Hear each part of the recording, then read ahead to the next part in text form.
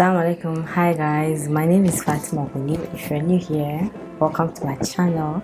And if you're not new, you're an OG subscriber or more, you'll be my guy. So today I'm going to discuss another episode of Motivational Mondays with Teey. I know I've been gone for a really long time and I've not posted any episode on this playlist or this series. I'm sorry, I'm back and I'll try my best not to go again. I'm really going to try my best not to disappear. Like, I should be here because you guys are here for me, right? So I should be here. So today we're going to discuss you're stronger than you think is going to be our topic of discussion today. I know a lot of us have actually been in a situation where we just decide that no, I can't do it anymore. I've had enough. I can't move forward. I don't know how to start. I don't know where to start. I don't know where to go from here. I don't know who to go to from here. But the truth is, where to go to is you. You have to go back to yourself. You have to raise yourself up and just tell yourself that no, this is supposed to be a starting point and not a stopping point, which is not easy because the human mind is programmed to think of the negative, not the positive at a time. So what happens is we actually give our mind the permission, the grace to build up negative thoughts in our mind, telling us that you are not enough, or who are you to do this? I can't do it. Somebody else is doing it. You can't. You've done this. You failed. You've done that and you failed. And you want to do another thing again. My friend, rest. So that's what our mind tells us, like, no, you can't do it. That's not who you are. And the fact is, because you've stumbled a few times doesn't mean that you cannot get up and start again. Then you begin to question yourself, like, when, how, who. So when life hits us hard and nothing positive is happening in our lives, we just say the next thing to do is give up, which is not the case. You don't have to give up on anything you set your mind to want to do. If you want to become a doctor, you can do it. You want to become a nurse, you can do it. You want to become an architect, you can do it. An engineer, you can do it. Anything you want to become in this world, you can do it. The only thing that matters is putting your mind and setting your mind to that thing, that okay, this thing, I must do it. Because you failed a few times, you failed the first jam you've done, you failed the second one, you failed the third one, doesn't mean that if you register for the fourth one, you're going to fail. Your failures do not define you. I say defined. Oh my God. Your failures do not define you. Your failures should make you stronger. Yes, I know coming from somebody that overthinks everything, even if that thing is as small or as little as this, I tend to overthink everything. I'm an overthinker. And my mind doesn't come out with anything positive at that time. The only thing my mind says at a given time is, okay, in a situation, it's only bad. That's me. Maybe if I'm traveling, I'll just be like, is the plane going to crash? Is the car going to have an accident? That is how my mind is. And I'm really working on it to be able to build up positive thinking, positive thoughts instead of negative thoughts. I'm really struggling with that. So, but one thing I do not have, and I do not give my mind, and I never give my mind the ability to do to me, is whenever I have a situation that I failed, and I've never given my mind the audacity and the permission to make me feel that this is the end. One thing I've actually never done is telling myself that this is the end of it. I've never in my life done that. I believe if I fail at the first one, doesn't mean that the second one is not going to be successful. Normally, naturally, I'll say I'm kind of a risk taker, not all the time, in some situations, in some aspects of my life, not all aspects of my life. So I know I did jump twice.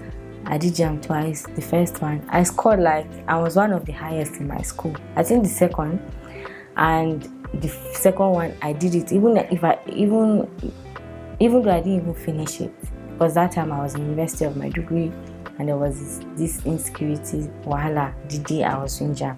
I left the exam hall without finishing that exam, but I passed. I got like 210 or 216, something like that. So I did the first one, I got 256. The second one, I got 216, I guess, something like that. So I did not fail, and the fact that I didn't get admission doesn't mean that I didn't try.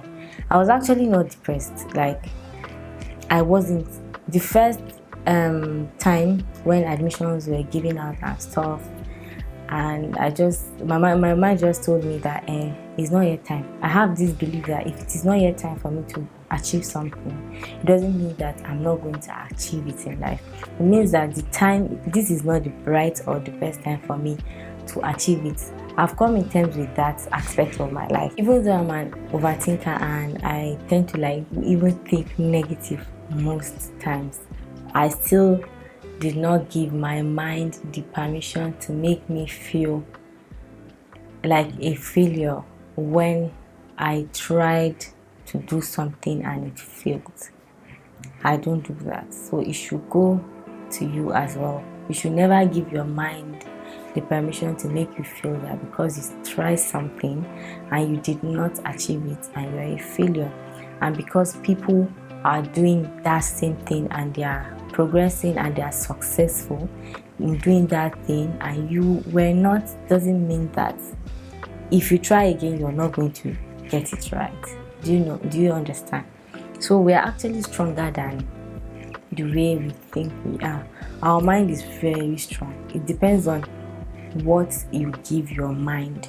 If you feed your mind good things, it is going to give you good results. If you feed your mind negative things, it's going to give you negative results. So the thing I've actually discovered is that you need to get up again. Maybe the first time the mistake you did was running fast. You did not take baby steps. You did not climb the stairs. You did not take it a step at a time. What you did was you ran on the stairs instead of you to walk on the stairs. So what I've actually discovered is take it a step after a step, one step at a time. Don't take 2 steps. Don't take 3 steps, just 1 step at a time. Focus on that level that you are in life. Okay, I did it and it did not succeed. Yes, but I want to do it again. What were the problems that I had? What were the mistakes that I made in the first one that made it fail? Discover that and just try to like take baby steps, one day at a time, a step at a time, a stage at a time. Sit down, observe, absorb, learn, experience, and just get it right. I know it is not as easy as I am saying it, but practicing, like practice and practice and practice and practice and practice and patience. In everything you're doing in life, just be patient. You don't expect you to start something today and just say that tomorrow I'm going to be successful in it. No, the day you were born was not the day that you grew up and you had a mind of your own. That was not the day. So you have to take it a step at a time, and you have to believe in yourself that I'm actually stronger than I think of myself. I can do it. Yes, you can do it. So you need to have these things in your mind, at the back of your mind, that I'm braver than I think I am, than I believe I am. Anything I set my mind to do, I can actually do it. I gain strength, courage, and confidence through my experiences. My failures do not define me.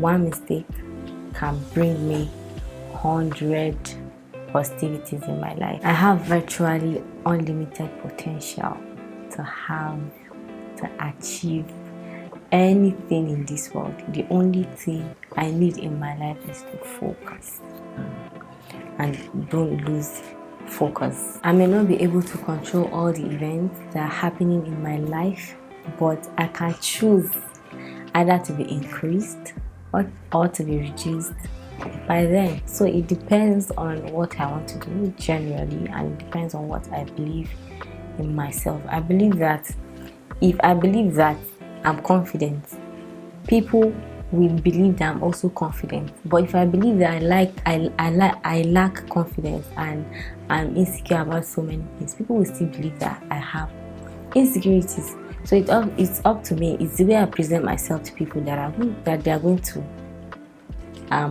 treat me. Of course, that's how life works. How you think of yourself is how people think of you. So we've come to the end of this video. I hope that you enjoyed it as much as I enjoyed filming this video, because I actually enjoyed filming this video.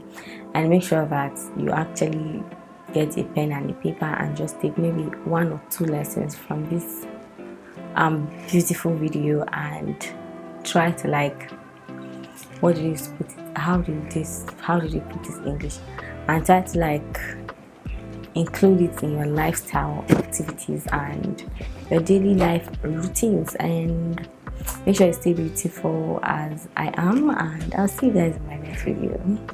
Bye.